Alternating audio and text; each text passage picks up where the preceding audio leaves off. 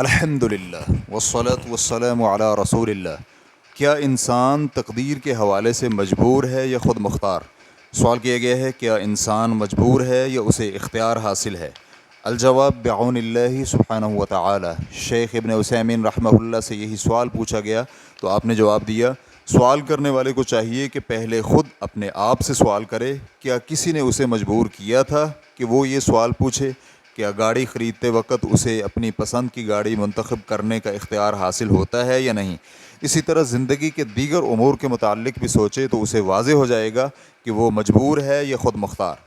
پھر اپنے آپ سے پوچھے کہ انسان کو پہنچنے والے حادثات اس کے اختیار میں ہوتے ہیں یا نہیں؟ مثلاً بیماری اسے اپنی مرضی سے لگتی ہے، انسان مرتا اپنی مرضی سے ہے۔ اسی طرح کے دیگر سوالات اپنے آپ سے کرے تو اسے معلوم ہو جائے گا کہ وہ مجبور ہے یا خود مختار۔ تو جواب یہ ہے کہ در حقیقت ہر صاحب عقل انسان جو کچھ بھی کرتا ہے وہ اپنے اختیار سے ہی کرتا ہے، اس میں کوئی شک نہیں۔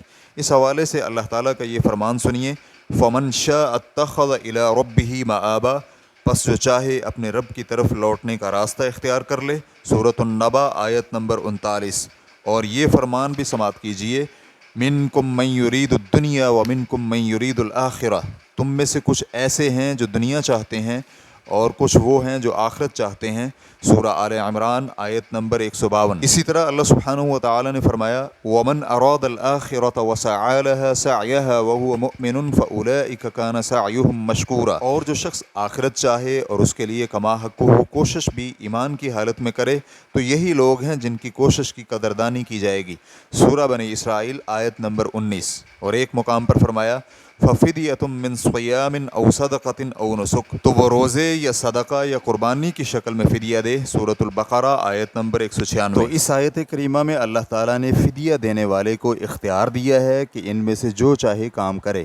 البتہ جب بندہ کوئی کام کرنا چاہتا ہے اور کر لیتا ہے تو ہمیں یقین ہو جاتا ہے کہ یہ کام اللہ تعالیٰ کی مشیت سے ہی واقع ہوا ہے، کیونکہ اللہ تعالیٰ فرماتا ہے، لِمَنْ شَاءَ مِنْكُمْ أَنْ يَسْتَقِيمَ وَمَا تَشَاءُونَ إِلَّا أَنْ يَشَاءَ اللَّهُ رَبُّ الْعَالَمِينَ، تم میں سے جو چاہے سیدھی راہ اختیار کر لے، اور تمہارے چاہنے سے کچھ نہیں ہوتا مگر جب تک اللہ رب العالمین چاہے۔ سورۃ التکویر آیت نمبر 28 اور 29۔ یہ اللہ تعالیٰ کی ربوبیت کی صفت کمال ہے کہ زمین و آسمان میں کوئی بھی کام اس کی اجازت اور مشیت کے بغیر نہیں ہو سکتا، لیکن جو امور انسان کے بس سے باہر ہوتے ہیں، جیسے بیمار ہونا، موت واقع ہونا، حادثات پیش آنا وغیرہ، ان میں انسان مجبور ہوتا ہے اور اسے اختیار نہیں ہوتا۔ ریفرنس کے لیے دیکھیے مجموع فتاوی الشیخ ابن عثیمین جلد نمبر 2۔ واللہ تعالی اعلم۔ اسلام کیو اے ریکارڈنگز، مؤسسۃ الشیخ محمد صالح المنجد، المملکۃ العربیۃ السعودیہ، فتویٰ نمبر 34898۔ والسلام علیکم ورحمۃ اللہ وبرکاتہ۔